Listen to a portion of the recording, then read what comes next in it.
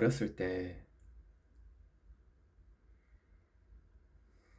그러니까 내가 20대 중반, 후반, 그리고 30대까지, 30대 중반까지 한 10년 정도는 폐지를 줍는 노인들을 볼 때, 그러니까 어르신들이지. 폐지 줍는 어르신들을 볼 때, 좀, 내 생각이 좀 굉장히 나빴었어. 그러니까 그러니까 굉장히 부정적인 시각으로 먼저 쳐다봤던 것 같은데, 그러니까 애초에 지금 이 이야기를 하는 거는 봉착이라는 단어에 대해서 요즘 내가 다시 생각하게 되거든. 이 봉착이라는 게 어떤 순간에 딱 이렇게 걸려 있다라는 뜻이잖아. 봉착. 내가 원하지 않았는데 이 상황에 딱 사로잡혀 버린 거야. 그래서 이 상황을 탈출하고 싶은데 탈출할 수 있는 방법이 안 보이고 계속 이 굴레 안에서 살다가 죽나? 이런 고민을 나이가 이제 좀 먹으면 다들 하는 것 같아. 물론 본인의 삶이 만족스러운 사람들은 이 봉착이라는 개념에 대해서 그냥 모르고 넘어가겠지. 그냥 다 이렇게 사는 거 아니야? 이렇게 생각하고 넘어갈 거야. 이 감정들이 그 사람들은 정말 다행인 게 느끼지 못하고 60, 70, 80까지 가버리면 그 사람들은 정말 복 받은 사람들이야. 팔자가 좋은 사람들이지. 근데 그런 사람들은 내가 생각할 때는 전체 인구 기준으로 보면 10%? 15%? 근데 거기 안에서도 결국은 인간은 내 주변의 사람들과 내 주변의 환경들 때문에 생각하는 사고력이나 뇌가 그렇게 변화된다고 생각을 하거든. 흔히 말해서 인간이 적응의 동물이라고 막 하잖아. 그러니까 막 그런 거 있잖아. 쌍둥이가 있는데 부잣집으로 입양된 쌍둥이랑 좀 가난한 집으로 입양된 쌍둥이가 커서 보니까 DNA는 같은데 완전 좀 다른 결을 가진 사람이 되어 있었다고. 물론 그거 아닌데? 그래.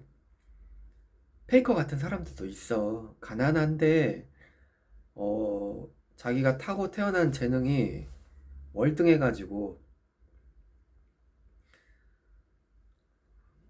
그냥 자기가 좋아하는 거 하다 보니까 어느 순간 거기서 정점에 서 있는 사람들은 앞서 내가 말한 그 쌍둥이의 그 예시랑은 좀 결이 다르지. 근데 보편적으로 그러니까 10명 중에 7명, 8명은 이 환경에 지배되는 동물인 것 같아.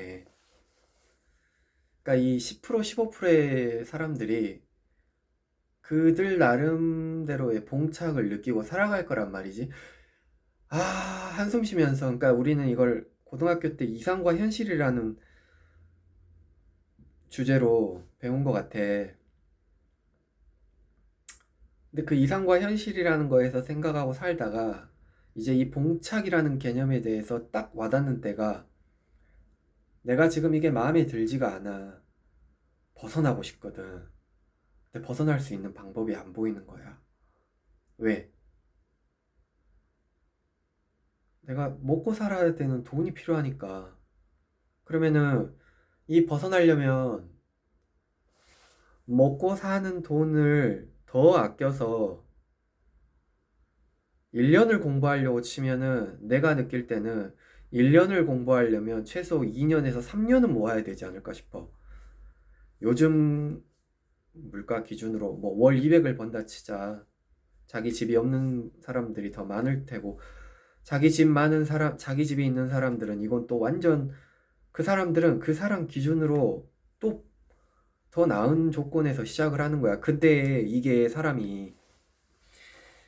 나은 조건이라고 자기가 인지를 하지 못한다는 거지. 왜냐면 원래 나는 어릴 때부터 그렇게 살았으니까. 그게 소멸되고 나서야, 아, 씨발, 그때가 존나 꿀이었다. 이게 뭐 흔히 요즘 사회 용어로 뭐 비빌 언덕, 소도 비빌 언덕이 있어야 산다고. 그리고 부모 그늘, 뭐 이런 것들 있잖아. 그러니까는 이 환경을 바꾸고 싶으면은 1년 정도를 1년 안에 되면 다행이야. 1년 안에 못 되면 2년, 3년, 4년을 갈아 넣어야 될 수도 있어. 근데 소위 말해 이제 흔히 말해 공무원 시험이든 뭐 어떤 전문직 시험이든 또는 기술인들이 하는 그런 뭐 기사 이상급의 그런 시험이든 그러니까는 하던 걸 멈추고 이걸 딴다는 건 진짜 어려운 거잖아. 내 하던 내 밥벌이를 내려놓고 그것만 할 수 있으면 근데 그러기 쉽지 않다는 말이지. 그럴 여건이 되는 사람들은 이것 또한 그게 받아들이는 사람의 마음에서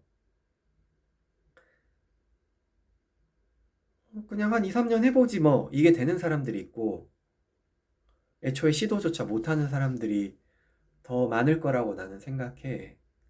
왜냐면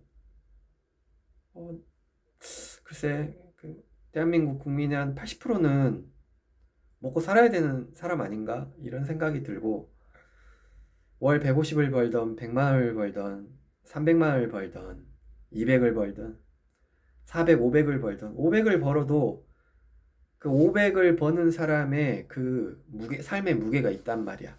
500을 버는 사람들은 보험도 넣을 것이고, 그 다음에 어떤 뭐 아파트에 살 것이고, 뭐 기타 뭐 미래 노후 대비도 할 것이고, 아마 가정을 꾸렸을 거니까 양육비도 들어갈 것이고, 또 여기 뭐 맞벌이면은 모르겠는데 외벌이라면 각시가 또 집안일만 할 수는 없잖아. 그러니까 결국은 막 옛날에 내 아는 삼촌이 했던 말이 기억나네. 그 삼촌이 1,000만 원을 벌었는데 시발 1,000을 벌어도 왜 내 용돈은 100만 원도 안 되냐? 500 벌 때랑 똑같아. 왜요? 삼촌은 왜요? 뭘 해도 내가 버는 한 10%요? 11조에 뭐요? 이랬거든. 500 벌 때는 50만 원 쓰고 살았고 1,000을 벌었으면 내가 여유가 있어질 줄 알았는데 나도 모르게 자식들한테 더 좋은 거 해주고 싶고 어느 순간 우리가 누리는 것들이 그때보다 좀 더 좋은 것을 자연스럽게 누리고 있다. 그러니까 아예 그냥 성공한 어나더 레벨인 사람들 말고는 결국 비슷할 것 같아. 이 돈에 느끼는 이런 무게가 물론 200 밑으로는 여기 있는 분들은 나 또한 마찬가지로 200 밑에 있는 사람이라서 이런 사람들은 먹고 사는 것만 해도 그러니까 그 현상을 유지한다는 것 자체도 굉장히 힘든 삶이야. 아마 정말로 좀 돈을 많이 못 버는 사람들은 다들 그런 생각하면서 살고 있지 않나? 살다가 아프면 죽는다. 다 이런 마음으로 살고 있지 않나? 근데 그걸 겉으로 드러내지 않고 그렇게 사는 것 같아. 그러니까 그 봉착이라는 게 내가 원하지 않는데 내가 원하지 않는 상황에 놓였다는 걸 내가 깨달아 깨달아 버린 그 순간부터 이 봉착이라는 이 개념이 계속 이제 나를 올가매게 돼. 어릴 때 아까 맨 처음 말했잖아.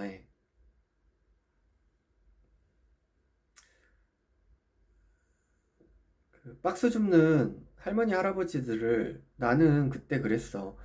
젊을 때 돈 안 벌어놓고 뭐던디 이제 와서 저렇게 돈 벌려고 저렇게 고생을 하시나. 그래서 나는 지금 저분이 저렇게 박스를 줍는 건 젊었을 때 저분이 열심히 살지 않은 값에 어떠한 형벌이다. 저걸 내가 과연 측은진심을 내가 느껴야 할 부분일까? 한 20대 한 딱 사회 막 나와서 내가 그때 한 150만 원씩 월급 받으면서 생활하고 있을 때 그때 내가 살던 그 동네가 되게 가난한 동네였거든. 그러면 해질녘에 그 어르신이 조그만 구름 하나 들고 나와가지고 그때 내가 저분은 저게 얼마가 벌리는데 저걸 하고 계시나. 그때 그런 좀 되게 복잡한 생각이 들더라고. 저게 나의 미래는 아니겠지? 그래, 열심히 살아야지. 열심히 살면 저런 미래가 오지는 않을 거야 라고 생각을 하고, 그래, 저분은 젊었을 때 놀았을 수도 있지. 뭐 탱자탱자 뭐 그랬던 분일 수도 있지. 그때는 그렇게 생각했거든. 근데 이제 40대가 들어서 보니까 아닌 것 같아.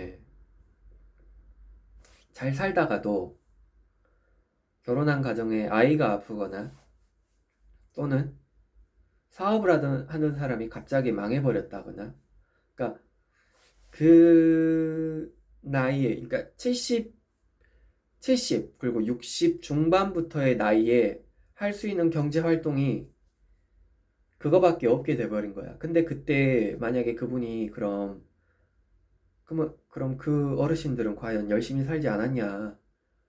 열심히 살지 않은 것에 대한 대가가 지금 저렇게 힘든 삶을 살아가는 거냐? 저분이 젊을 때 이렇게 노인이 될 줄 알았겠냐?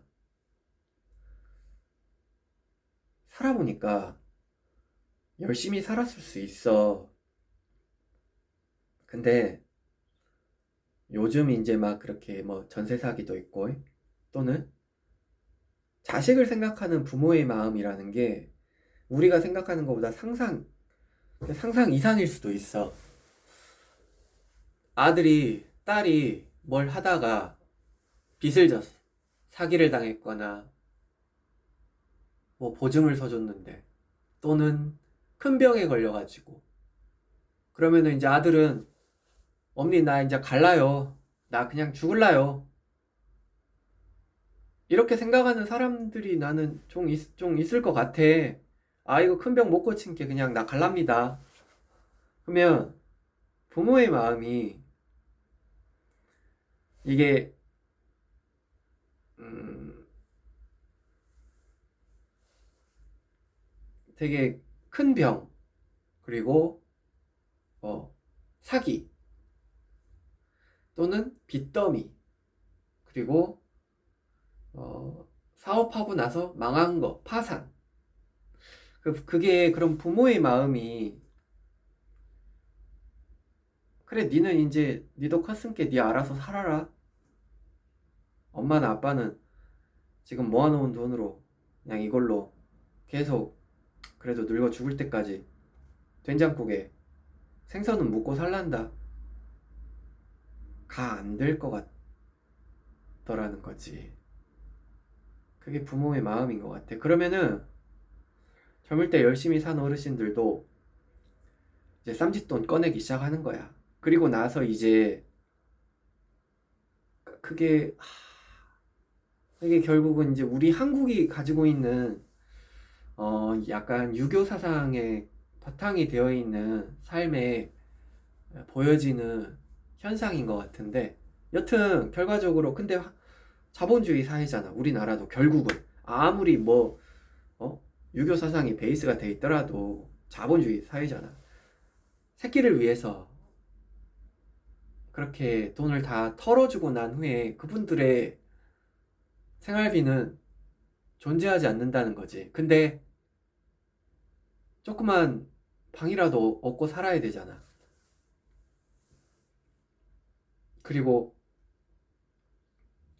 밥은 먹어야 되잖아.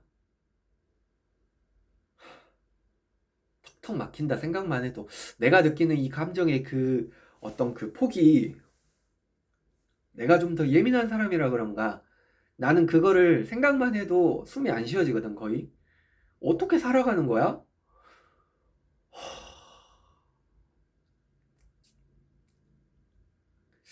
바로 막 눈물이 날 정도로 굉장히 그게, 와 이게 버텨진다고?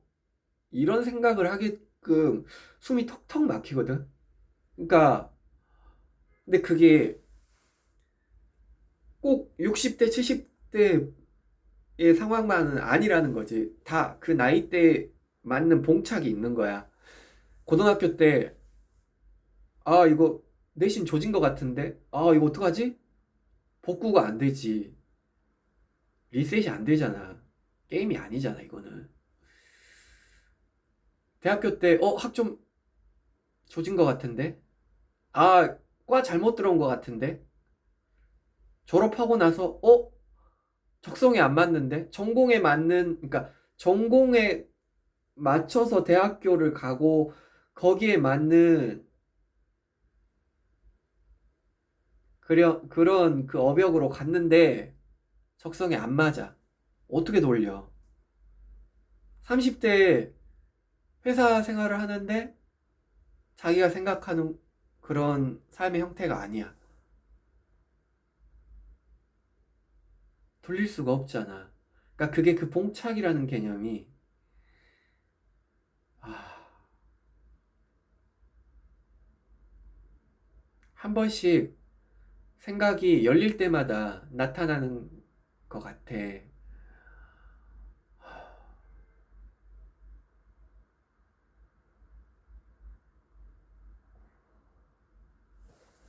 40대 때, 50대 때, 60대 때 어떤 직업 비하가 아니라, 예전에 내가 대리운전 할 때였는데 30살, 31~2살 때 대리운전을 할 때, 그 전에 나는 물리치료사 일을 했는데 그게 너무 힘든 거야. 적성에도 안 맞고.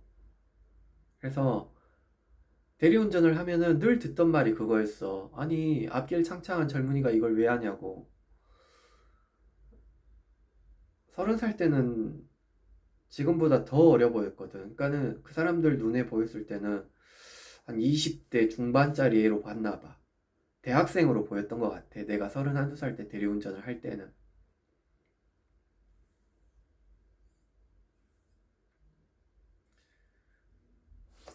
그러니까 그런 것들이 결국은 이 봉착이라는 개념이 꼭 그 나이가 먹어서 생기는 것뿐만이 아니다. 어, 사업하다가 말아먹고, 분명히 작년, 재작년까지만 해도 월 1000, 2000씩 잘 벌던 분이 부도 나서 다 털려먹고 갑자기 이제 당장 바로 돈 벌 수 있는 직업 3D를 하잖아. 더럽거나 위험하거나 어렵거나.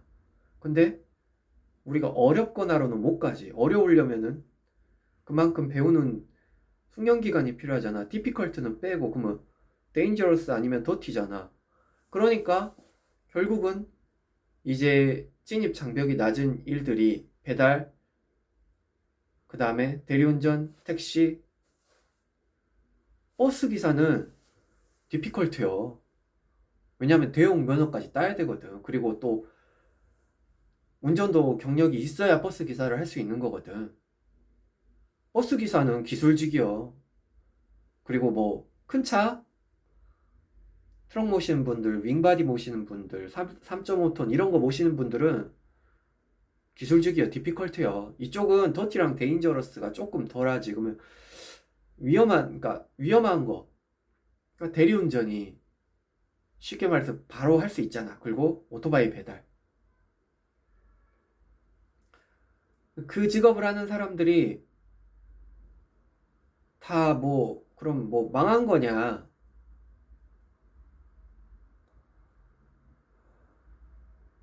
내 지인 중에는 오토바이 하는 본인이 스스로 인생을 망했다라고 생각하고 사는 사람이 있어. 그치만 그래도 이걸로 한 달에 400이라도 벌 수 있어서 행복하다, 만족한다.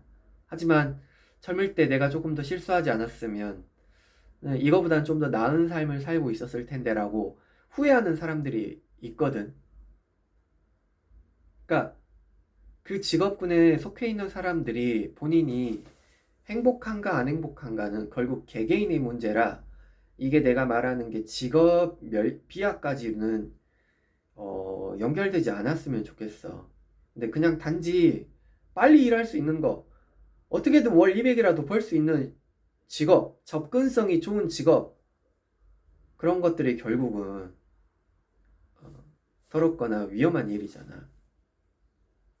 그러니까 그게 40대, 50대 잘 나가시던 사장님이, 잘 나가시던 어디 회사 부장님이 갑자기 몸이 아파가지고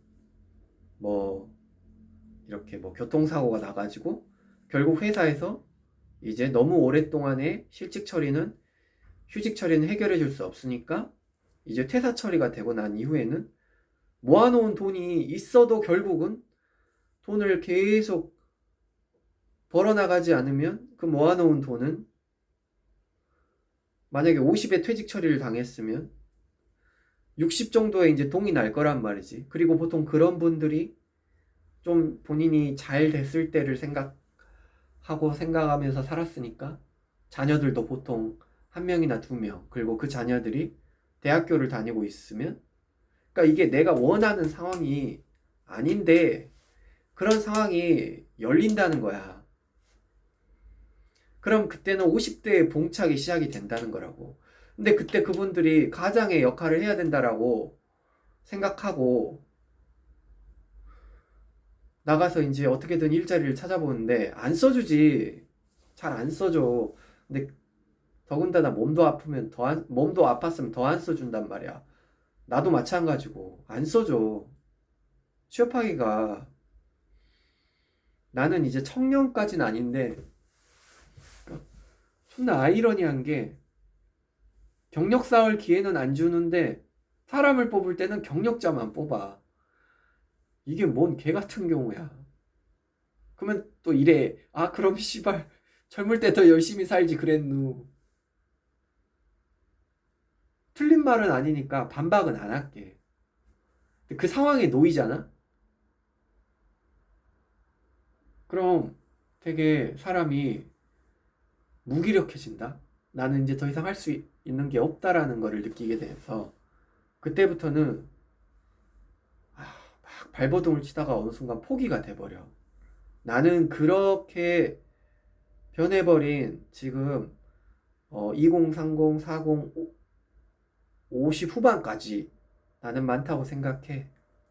50대 넘어서도 우리 위에 형님들도 아유 씨발 존나 구직 신청해봤는데 안 불러줘 씨벌 이러면서 대충 그냥 일용직 전전하고, 그러니까 그게 결국 그 봉착이라는 거는 우리가 젊었을 때 파지 줍는 어르신들만 보고 그렇게 생각할 수 있는 문제가 아니라는 거지.